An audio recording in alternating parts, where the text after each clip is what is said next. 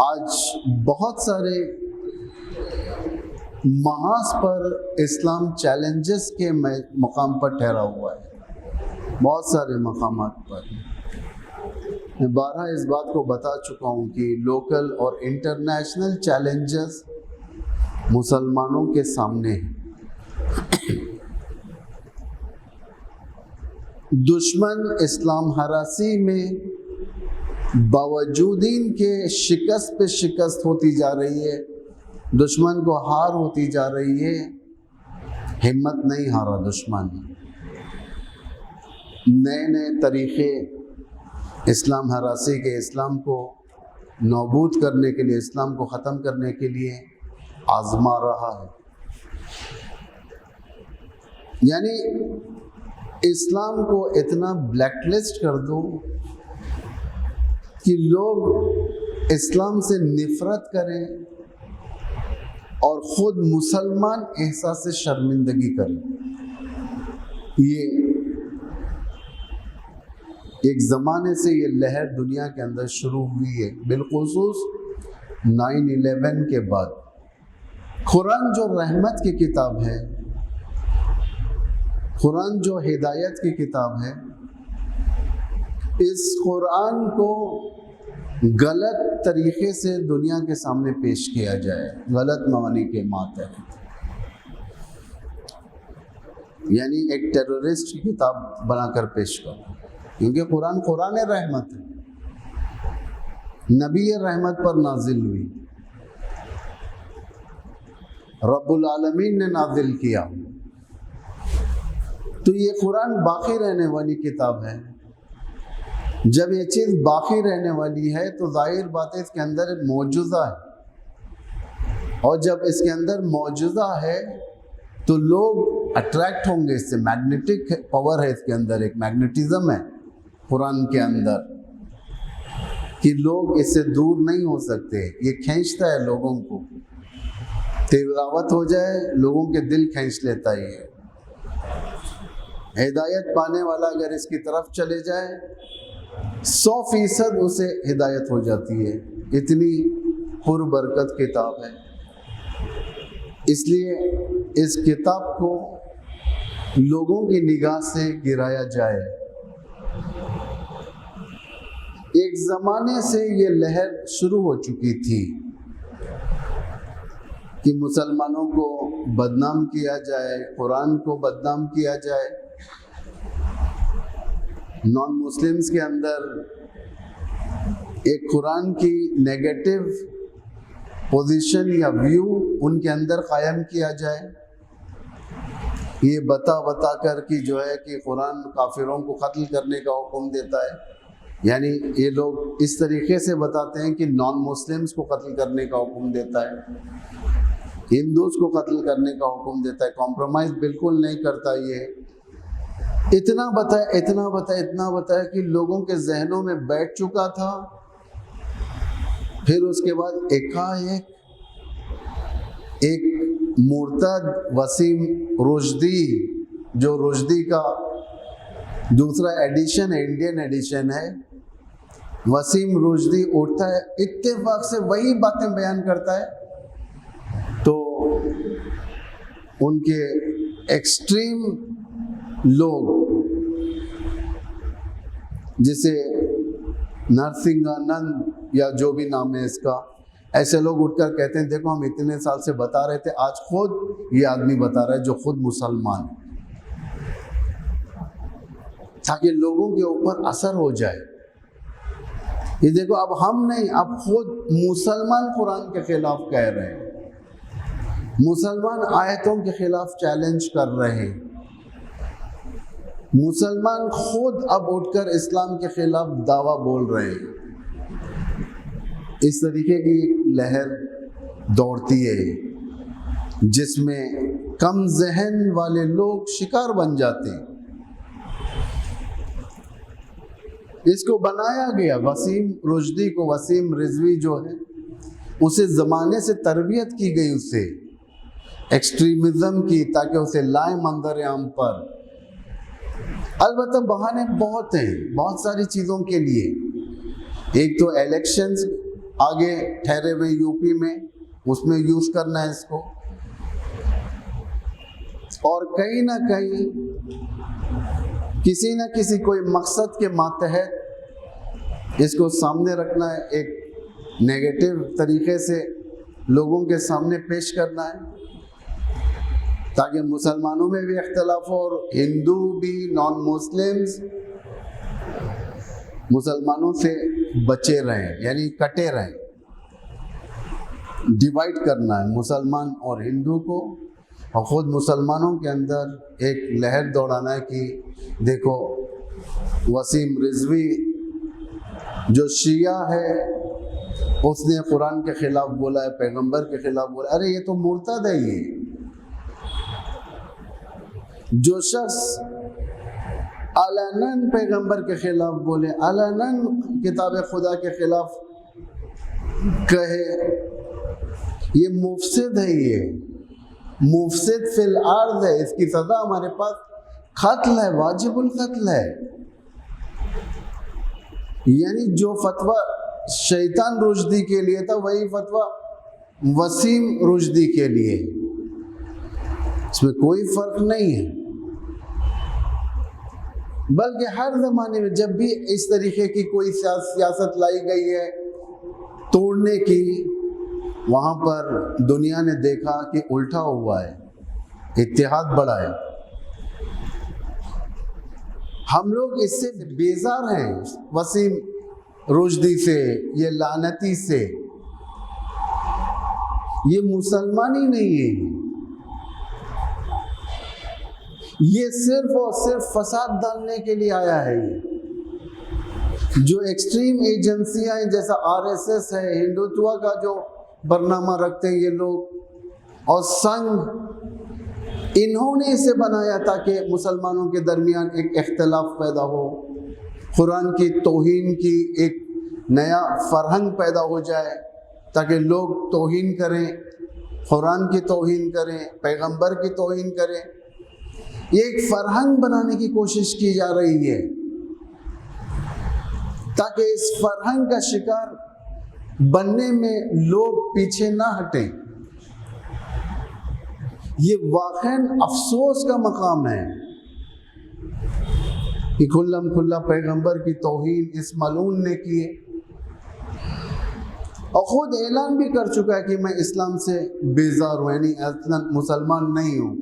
देखें उस इंटरव्यू के अंदर जो दिया था, कहता है कि मुझे मुसलमान ना कहो, कुरान की तौहीन, पैगंबर की तौहीन, पैगंबर के ऊपर तो बहुत तोहमतें लगाई इसने, मजलूम तरीन पैगंबर।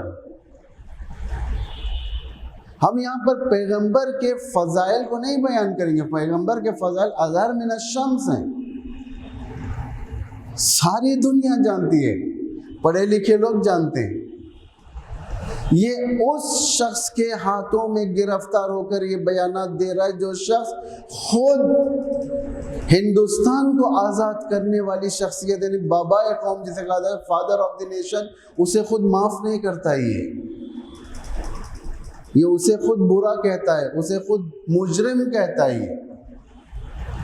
ये लोग हिंदुस्तानियों को तोड़ने की सियासत रचा रहे हैं।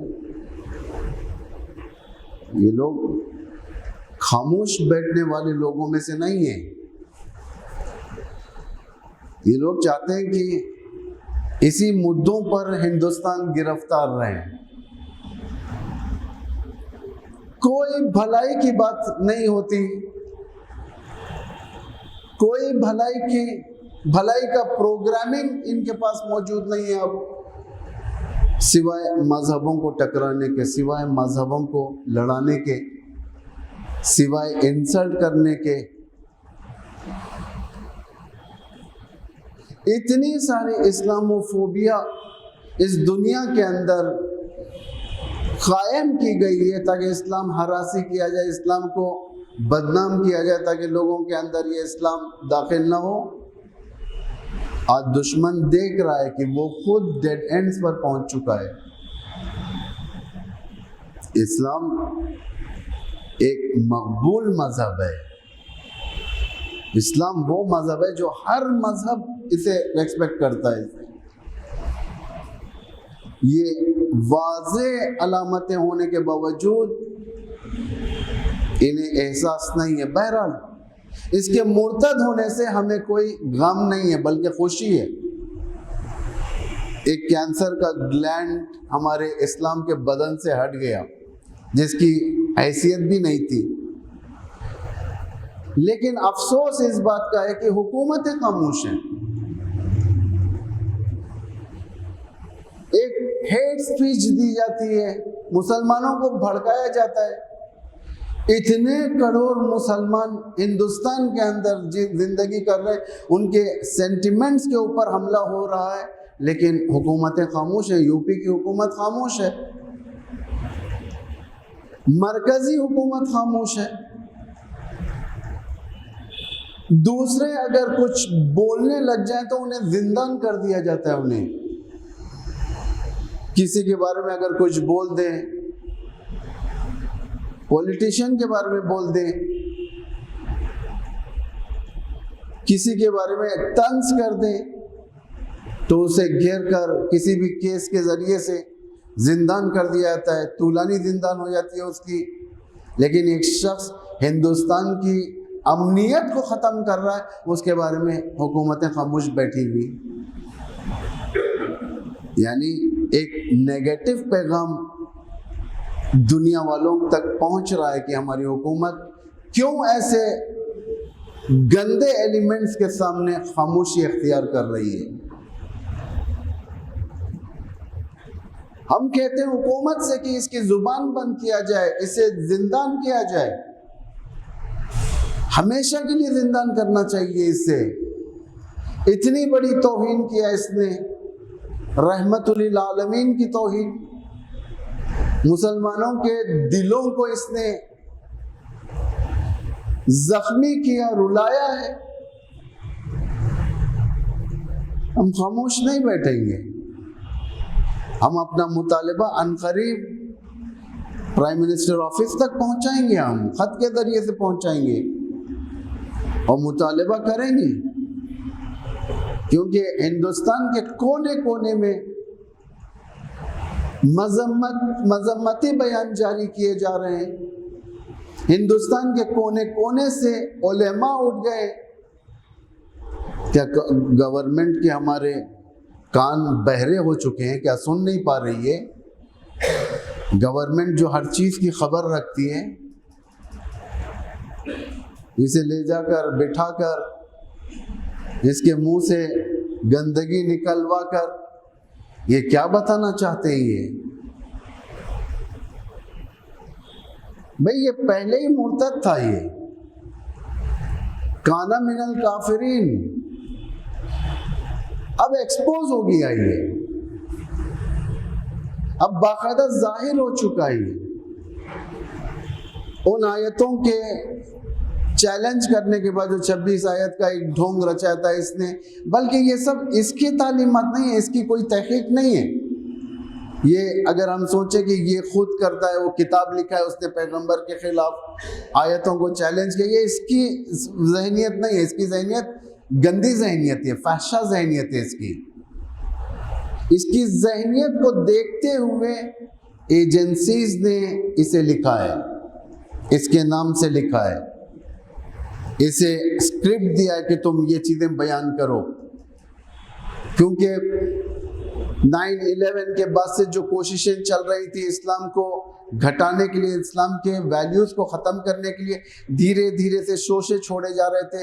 इस्लाम ऐसा मज़हब है, ये कत्ल का हुक्म देता है, ये किसी को माफ़ नहीं करता, ये औरतों के ऊपर रहम नहीं करता। ये जो चल रहा था, इसको सच में बदलने के लिए इसे एक पैकर को, एक शैतान को लाकर बिठा दिया गया। उसके ज़ुबान से लाकर कह दिया कि देखो, हम जो इतने साल से कह रहे थे, आज खुद इनका आदमी कह रहा है।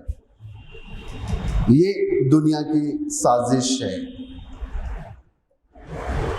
या हुकूमत इसके खिलाफ एक्शन उठाए, या लोगों के अंदर भड़कती हुई आग एक दिन खुद ब खुद अपना फैसला कर देगी। ये काफ़ी शर्म की बात है ये। हम इंशाल्लाह अपनी हुकूमत से भी कहेंगे कि मामले में दखल दें। हमारे चीफ मिनिस्टर से भी मैं लिखूंगा वही खत जो प्राइम मिनिस्टर को लिखने वाला हूँ, होम मिनिस्टर को लिखने वाला हूँ, मैं सीएम को भी लिखूंगा, स्टालिन साहब को भी लिखूंगा और उनसे कहूँगा कि मामले में दखल दे, क्योंकि मुसलमान ज़्यादा हैं, मुसलमानों का दिल रो रहा है। ये तौहीन अब बर्दाश्त नहीं की जा सकती। थोड़ी सी बातों के ऊपर जब लोगों को जिंदान में डाल दिया जाता है, ये तो बहुत बड़ी बात हुई है। इसके खिलाफ एक्शन लेना चाहिए। इसके खिलाफ बाकायदा हुकूमतों को चाहिए कि इसे पुलिस भेजकर और बुरी तरीके से पीटते हुए ले जाए इसे, क्योंकि ये माफ़ी के काबिल नहीं है, ये शैतान नहीं है। ये समझते हैं कि इसको ला दिया, अब आइंदा भी इस तरीके का दरवाज़ा खोल गया। नहीं है, देखेंगे आप कि हर महाज पर दुश्मन शिकस्त खा रहा था, इसमें भी शिकस्त खाएगा इंशाअल्लाह।